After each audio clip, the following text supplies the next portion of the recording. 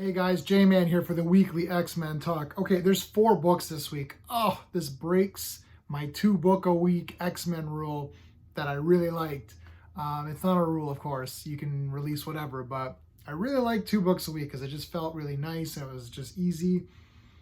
We're going to just skim through some of these, 2 of them just really quickly. Wolverine, number 17. Wolverine, Maverick, and Domino go on this mission. There's like a submarine and they have to infiltrate these guys and get some stuff. I'm not going to go through it.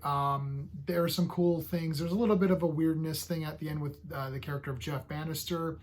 This Wolverine series has been okay. I kind of like the vampire stuff when that was going on. Since then, it's been like just okay. I haven't been like really dying over it. So it is what it is. Sword, number 9.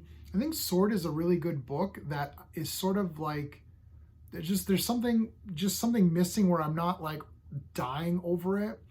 I think it's really well done. So it's weird. It's like I'm giving this like a positive, saying it's really well done, but there's just something keeping me from just like myself personally getting really into it.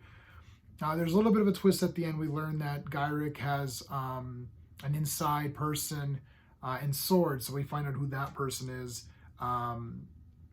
So yeah, I mean, and we see Alpha Flight, Vindicator, I think.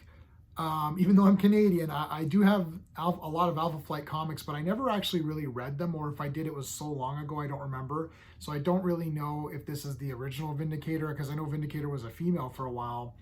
I thought it was a guy, then it was a girl, and then now it's a guy again. I don't know if this is the same person or what the relation is, but he's working with them, so that's kind of interesting. I should read up more about Alpha Flight. Let me know in the comments if Alpha Flight is something I should get into. I have number 1 from the original series. Like, I've got a few, and I remember getting them for really cheap one day. Like, there's some guy selling, I don't know, it was like 20 Alpha Flight comics for like $5, and number 1 was included. So I thought, oh, I'll just buy this, and it was just random issues. So I never went back and read them, but let me know if I should.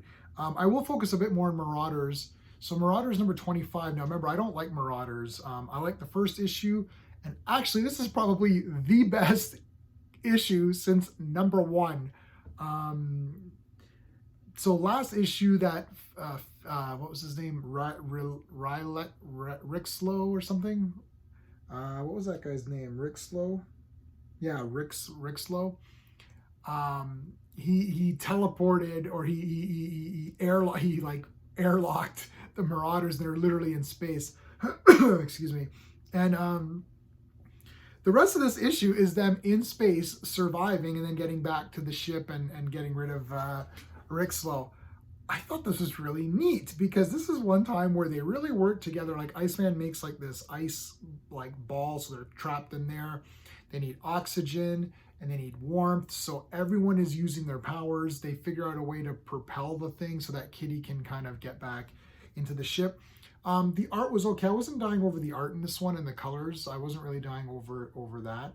And it's very simple panel arrangements. It's just very just, generic and kind of bland, I guess. But the story was really good. So I really like this one. This is the best issue since number 1 for me. So be that, take that for what it is. I thought this was a lot of fun. It didn't really further anything. It was just a fun issue of them using their powers. So I'm pretty surprised. The big one's Inferno number 2. This was really good. I'm liking Inferno a lot. So we know this whole thing with Moira and Charles and Magneto. They've been keeping the secrets, right? Destiny knows everything, and she's kind of an ass. She's an evil character. Mystique is just a bitch. I just don't like Mystique. They should have just killed Mystique. They should have killed her and Destiny and kept them from being resurrected. But anyway, it does make for good drama, and that's what we're here for. So Mystique, through, it shows how Mystique was able to bring back Destiny. So it's a whole thing here. I'm not going to spoil all of this for you, but this was very well illustrated.